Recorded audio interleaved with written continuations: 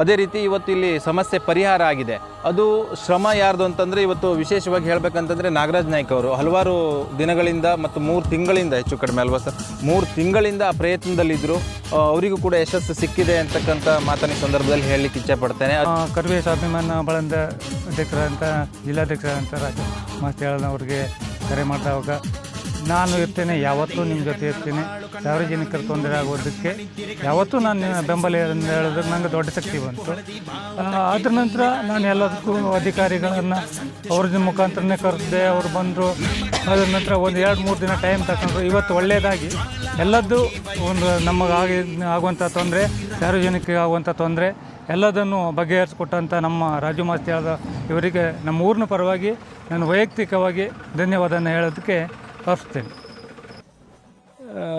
ರಸ್ತೆ PWD ಅವ್ರದ್ದು, line KEB ಅವ್ರದ್ದು, ಜಾಗ ಫಾರೆಸ್ಟ್ನವ್ರದ್ದು.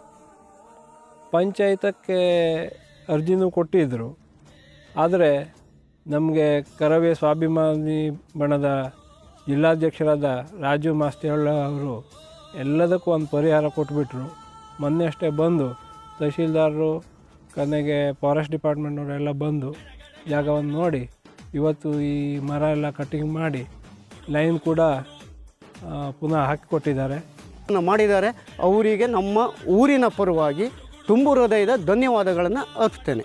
ಇದೆ ಈಗಾಗಲೇ ರಾಜು ಅವರು ಹೇಳ್ದಂಗೆ ಮುಂದಿನ ದಿನದಲ್ಲಿ ಈ 3 ಮರದ ಸಲುವಾಗಿ ನಾವು 100 ಮರ ನೆಡಬೇಕು ಅಂತೇಳಿ ಒಂದು ವಿಚಾರವನ್ನು ಮಾಡಾಗಿದೆ. ಅದು ಒಳ್ಳೆಯ ಹಣ್ಣಿನ ಮರವನ್ನು ನೆಟ್ಟು